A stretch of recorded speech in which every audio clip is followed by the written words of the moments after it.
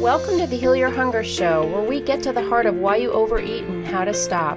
If you struggle with food and weight like I did, welcome home. Welcome to the Heal Your Hunger Show. So glad to have you here. It is a great day to be alive, especially because of my super cool guest that I have today. And if you don't know Dr. Joan Rosenberg, let me just tell you, she's a best-selling author, consultant, and master clinician and media host. And she's really cutting-edge psychologist who's known as an innovative thinker. And what I love about her, she's also two-time TEDx speaker, amazing reviews and views on her TEDx talks.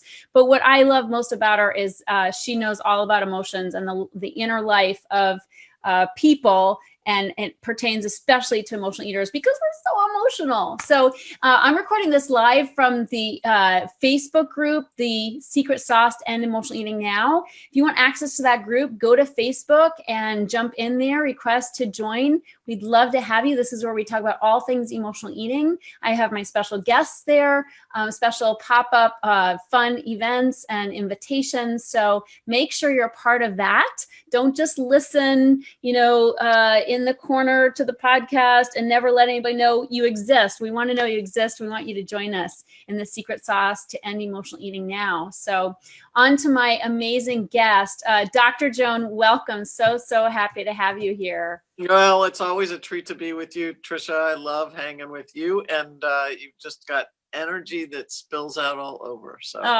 thank you so much. Yeah, it's so good to have you here. And I get extra energized when I'm with you because, I talk about emotions all day long, and I'm telling emotional eaters, I'm telling my clients, you gotta feel like it's like feel, deal, and heal. If you're not facing this stuff, you're eating over it. It's like eat or feel. Like, what do you want? And the thing is, because we have this life, and I believe I grew up with this kind of life and death belief that, man, to feel a feeling was to die, right? It's kind of a life and death thing. And you probably encounter that among people in general. I don't think we have the corner on that. I think we're just I think emotional eaters are extra afraid of feelings, but I love having you on because first of all, you worked in treatment for eating disorders, in your career, and Yep. you really understand the emotional life. And that's what it takes. It's not about diets. It's not about pills and potions and lotions. Like, that is so superficial compared to what's really going on. And we're afraid of our feelings, right?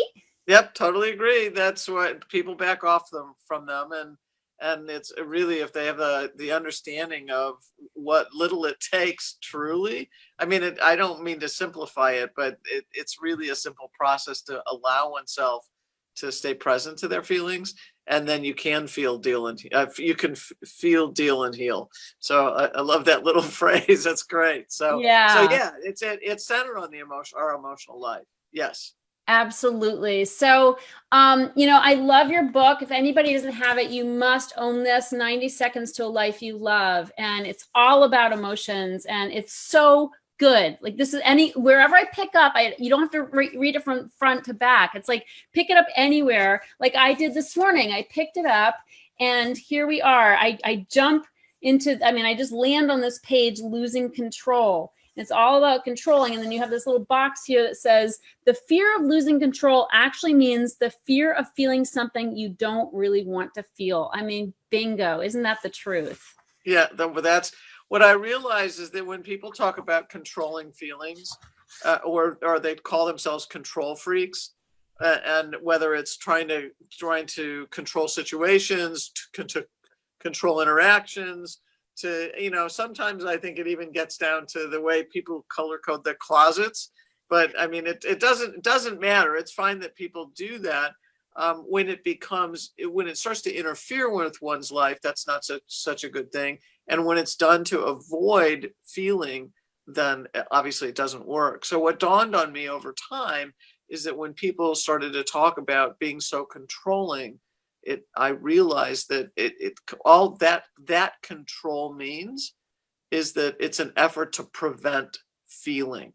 True. So yeah, so true. It's like if I can arrange circumstances and people to do exactly what I want, I will feel how I want to feel. Is really what right. Then I can worry less about being disappointed or embarrassed or angry or sad or whatever it might be, right?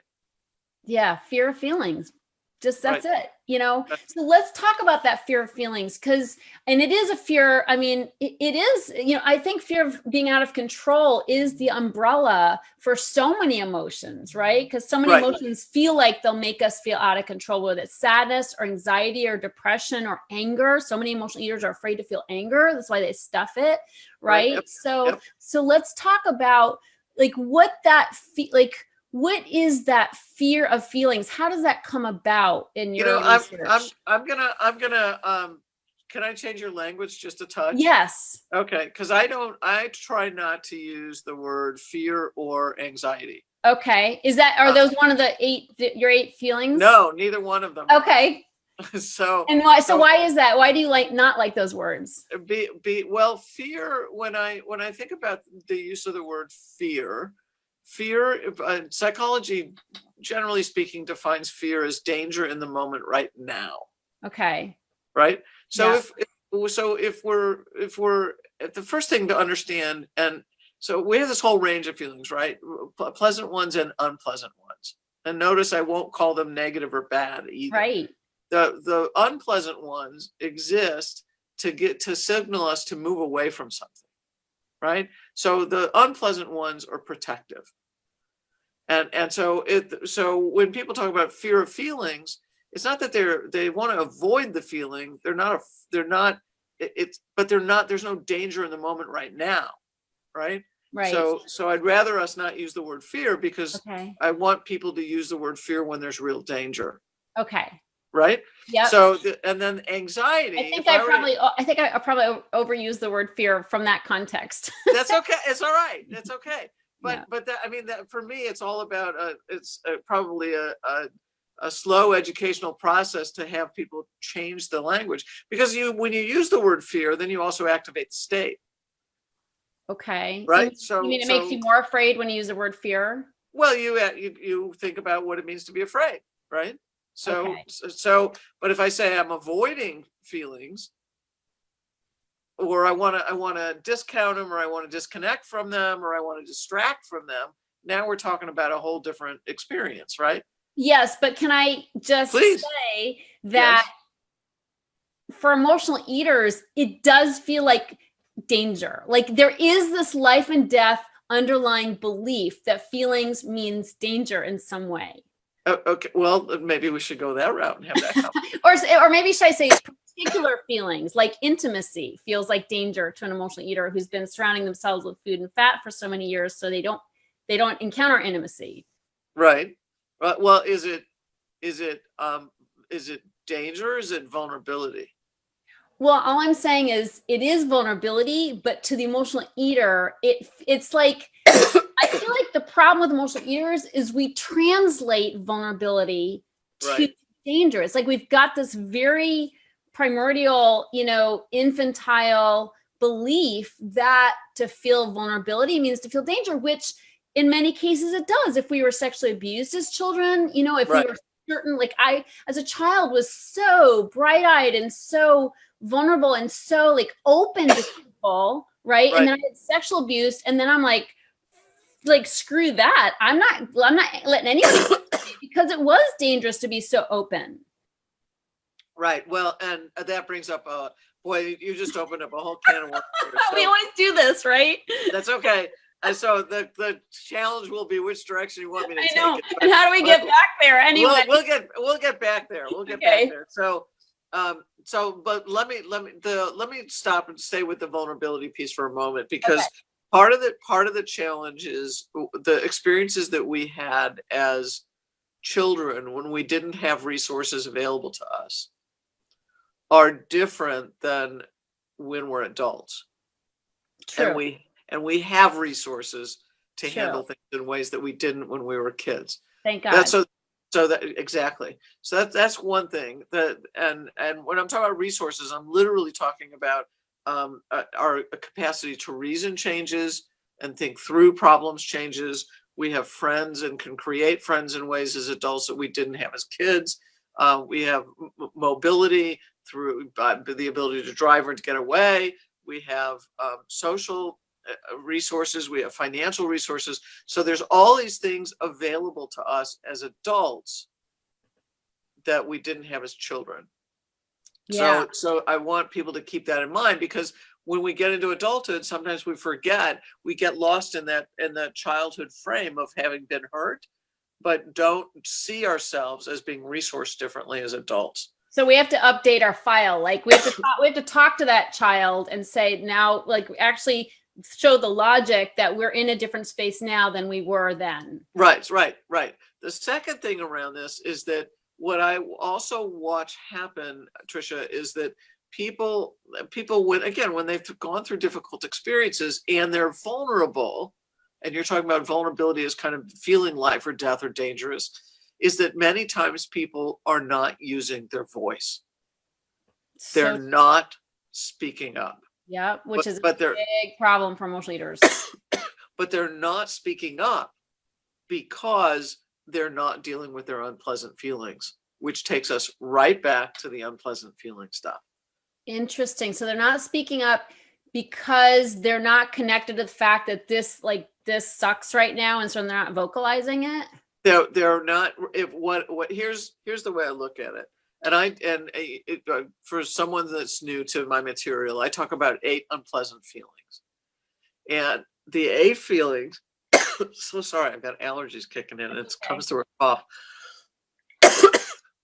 The 8 unpleasant feelings are sadness, shame, helplessness, anger, vulnerability, embarrassment, disappointment, and frustration. So let me establish a couple different things around this first. Why those 8? I choose those 8 because they're the most common spontaneous feeling reactions, to kind of common, spontaneous, everyday feeling reactions to things not turning out the way that we need or the way we want.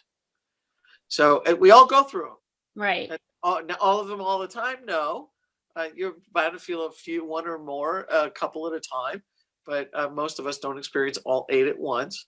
And you could go through a day and not have any of those feelings, or you could go through a day and somebody didn't show up for something, and so now you're disappointed, or you're angry, or whatever it might be, or something didn't turn out, and something else didn't turn out the way you wanted it to turn out, and you got embarrassed, or something, whatever it is.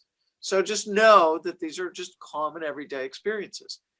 And what I realized, because I wrestled with this question and tried to understand, what is it that made it so difficult for most of us to experience unpleasant feelings?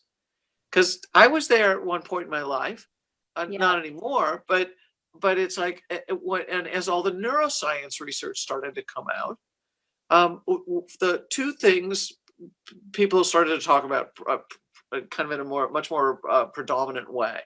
And one is that we know what we're feeling. Most of us come to know what we're feeling emotionally through bodily sensation.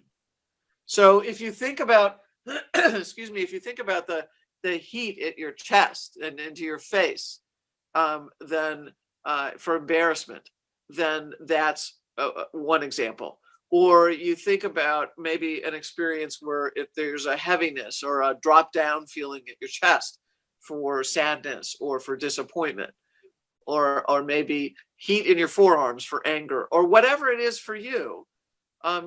If you start to notice, what you'll notice is that most of you will come to know what you're feeling emotionally through bodily sensation. But you're saying we acknowledge it in our bodies first, or we feel it in our bodies first? Because I feel like that comes second. Like first I feel more, like if I feel embarrassment, I feel just this sense of mortification, and then I might feel my cheeks getting red. It's actually the other way around. It really is. That's so fascinating. Yeah. Yeah. But what about emotional eaters who are, when we eat, we're eating and we're numb. We're so numb to our feelings when we're eating, and we're very disconnected from our bodies. So, right. Exactly. We super extra checked out then? Yes. Yeah. Yeah. So part of it is increasing body awareness. And increasing awareness of the bodily sensation that helps you know what you're feeling. Yeah. Okay. Yeah. So it actually takes our bodily sensations travel faster than our thoughts do. Wow, faster than our thoughts. So think about it. And if you think about our primitive life, when we were out among the lions and tigers, we had to react quickly, right? So it wasn't a matter that we're going to spend a lot of time thinking. We're going to have the reaction, and then we're going to go, oh, wait, we got to go do this, Yeah. right? Okay. So that the bodily sensation was a kind of, it just travels from a neuronal standpoint, or it just travels faster in the body than thinking does. I mean, it's all very quick, right? Yeah, of course. Yeah, we're We're talking. talking nanoseconds. Yeah, for Right. sure.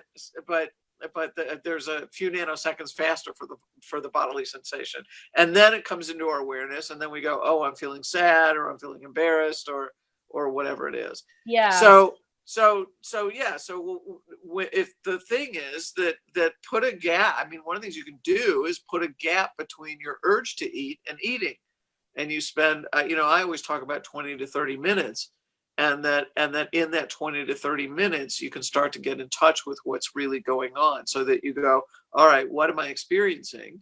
And it might be, again, the bodily sensation. And then it's like, okay, what is that from an emotional standpoint? What word would I attach to that? And what's that connected to? And then kind of make your way through the emotional experience that way. But the one thing I wanted to highlight here is that what ends up happening is that, because it's, again, my big question was, what makes it so difficult for us to experience unpleasant feelings? And what dawned on me is it's not that we don't want to feel the whole range of what we feel. I think we actually do. It's we don't want to feel the bodily sensation that helps us know what we feel. That's what that's what I think triggers people. And that's like, no, I don't want to feel what it feels like in my body. And so I'm going to do everything to avoid or disconnect or distract from whatever that is.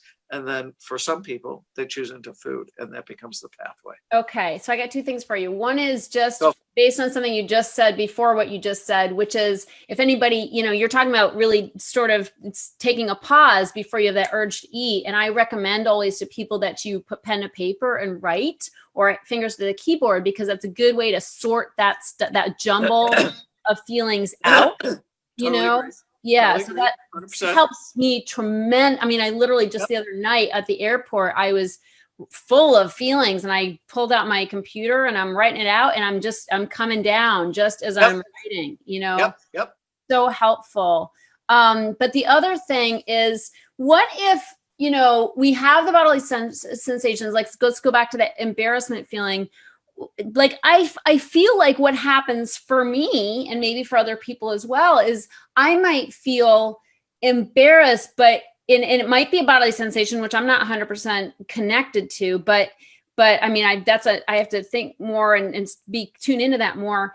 But I will say that it's also the cascade of thoughts. Like if I do something stupid in front of other people, like I make a blooper or a mistake, or I say something really kind of off the wall, and all of a sudden the eyes are on me, I feel like there's a cascade of thoughts, like, oh my God, I'm so stupid. Like, oh my God, they're all looking at me. Oh my God, I'm never going to, like, they're never going to accept me. I'm going to be rejected. Like, this is it. No social life ever again. Like, I'm going to be boycotted. It's going to affect my business. I mean, like I can have, overeaters or overthinkers. So I can have so many thoughts around that one thing. So what about that? So I feel like that's what's deterring me, is when I go into this crazy feeling of, of like where I go with it. And it's so disastrous, where my head has taken me, that's what makes it so much worse. So in that situation, a couple different things. One, if we look at what you did initially when we talked about embarrassment, you went like this, right? Right. So covered up my face. Right. So that's your bodily cue. Okay. So why did I do that? Like, I feel like I'm trying to hide, like go into a hole. So that's already your bodily cue for what vulnerability or embarrassment kind of feel like to you. Yep. True. Right. Okay. Yeah. So you already got your cue. It's right in front of you. You already did the bodily experience of it. Okay. But the cascade of thoughts, I'm in total agreement with you. But I see all those cascade of thoughts as distraction from feeling vulnerable and embarrassed. Okay. So when and I talk about this in the book too, It's probably, it's one of, I mean, there's lots of important things in the book, but that's another one that I consider really important, because I think harsh self-criticism is one of the most damaging things we can do to ourselves. Oh my God. Emotionally, just live in it. But what I want you to understand is, what I talk about in the book is that harsh self-criticism is simply a distraction from unpleasant feelings. The same 8 I mentioned earlier. So it's almost easier to hate on ourselves than it is to just feel. The hating on yourself is your distraction from feeling. Right. Because we feel like somehow that's easier. Well, you're in charge of it. The feeling you're not. Oh. You're in charge.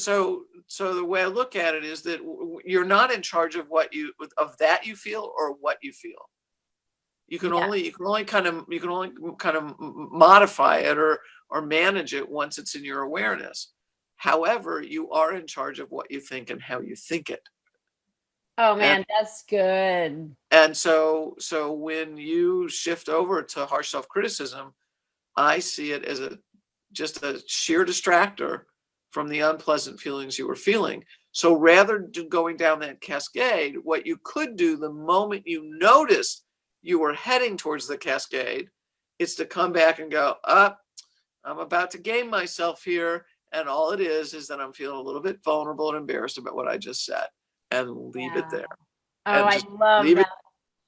Joan, that's so good. I mean, this is so good for people who are, listening to this, because, of course, when people overeat, you go immediately into that self-hatred and it's like it compounds, it makes it 100 times worse, 24 hours of self-recrimination over a bad choice. It's like, let's just focus on the bad choice. Let's learn from it. Let's write out what was happening, what drove me to that, deal with that isolated point, and save ourselves from 24 hours of bludgeoning thought. Yeah, well, and what I want you to understand, Tricia, is that people think that the harsh self-criticism is equivalent to the unpleasant feeling. It's not. So if we use your example of saying something off the wall, and you feel embarrassed and vulnerable because of what you said, and we just said, and that's all you did, is you just stayed with, what a silly thing to say. I feel so embarrassed and I feel so vulnerable right now. And you just leave it there. Yeah. That's you move through that experience very quickly. It's short-lived. As opposed to, and that's the title of the book. I know, it's like thinking the 90 seconds, right? It's the title of the 90 seconds, right? So it's a short-lived bodily sensation. You're done with it. It's like, okay, vulnerable and embarrassed, silly me, done, right? Yes. As opposed to the 24 hours of that cascade that you talked about. Yeah. But now you're feeling markedly worse. Oh, terrible.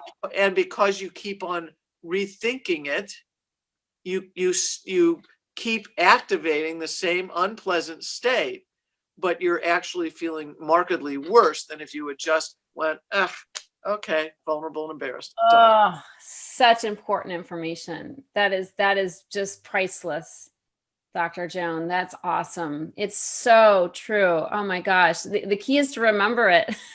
My key thing is you just making sure you understand the distinction that I do. I think that's so powerful, because the incident itself, whatever it is one moment in time. Exactly. It's a moment in time. It's like we have a jillion moments day by day. So in the grand scheme of things, it's so minuscule. But if we waste an entire day on it, we've blown a day of our lives. Right. Yes. Yep. Yeah, that is beautiful. Wow. I love that. That is juicy, really juicy. I love this stuff. So I want people to know that if you're in the Secret Sauce group watching, please comment, and I'm going to, Dr. Joan, if it's okay, I'm going to add you to the group so that if people comment and have questions for you, I'd love for them to ask. So another reason why you should go to the Secret Sauce group and make sure to be a part of that. So you can ask Dr. Joan some questions, because she obviously is like she's the authority on this stuff. She's amazing when it comes to emotions and feeling and dealing and healing. So I just love having her here. So yeah, so this is good. Let me ask you about another thing, which I see. Sure. And that's that people, we do compartmentalize our lives, right? And we can have our professional self and our personal self. And often I see people being super in control, super, proficient in dealing with hard situations and whatnot in their professional life when they've spent a lot of time, becoming professionals, right? And living in that world. And yet emotionally, and this is a big problem with, people who run companies and who are out there doing big things in the world, their personal lives are not the same. They don't have the same proficiency in their personal lives and in their emotional lives. So Right. Can you speak into that a little bit? Well, the part of it is, are they willing to take risks and speak out in the workplace that they're not doing the same in their intimate life? Yes. Oh, that's exactly right. It's risk. They're good at risk taking in one place and terrified of it in the personal. So can you speak more about what you think the terrified part of it is in their personal life? Well, what's the differentiation in your mind? Well, I think it's, again, back to the vulnerability, Okay. back to not wanting to feel the vulnerability. And I can't help but think it comes from trauma and some decisions that we made in an early part of our lives that somehow we need to keep ourselves protected, and somehow I think professionally we have a protection in a way, like we can present ourselves in a way that is, in which we're very much in control. But like if we go personal, then we're not so in control, or there's a possibility of being, out of control, more so than when we're in the business, realm. Okay. Well, it sounds also like people might be able to use a position or authority as a cover. Yes. So that, or so I can say things based on my position of authority and my title. That when I'm in my personal life, those are gone. So I'm without that as a cover, if you will. Yeah, maybe so. I mean, I think there's a lot of covers in the business world. Intelligence, obviously, and proficiency. And, if you're super good at what you do, if you're like a lawyer with a killer instinct, Right. And so you can present yourself that way, but it doesn't translate into the personal. Right. So again, so what I started to talk about earlier was the whole thing around speaking up. And if being able to handle the 8 unpleasant feelings wasn't the foundation of all my work, then speaking up would be. Okay. Love. Oh, we got to go there on another show. That's okay. That's a whole topic that I love getting into. Well, it's it's because you talked about kind of the life or death piece about feelings, and actually when we cut off from our feelings, we actually cut off from our aliveness. Totally. So, This is why it's so important. This is so important.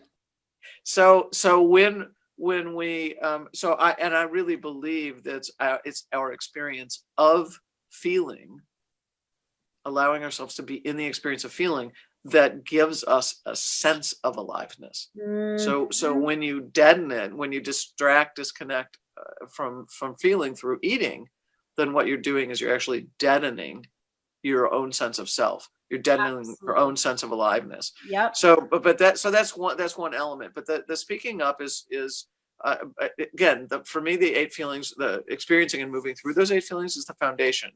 Speaking up, if that weren't it, speaking up would be the core piece of the confidence, resilience, authenticity, aliveness piece.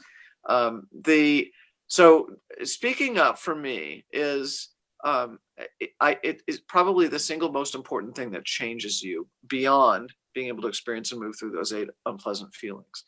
And what ends up happening, if we go back to kind of the personal professional life thing, is that we won't speak up at all if we won't allow ourselves to feel the discomfort of our own emotional discomfort. But think 8 unpleasant feelings. Mm-hmm. And so we won't typically speak up, because to have a conversation means not only do I have to tolerate the discomfort of my emotional discomfort, the 8 unpleasant feelings, I have to tolerate the discomfort of your emotional discomfort. Right on. The same 8 unpleasant feelings, right?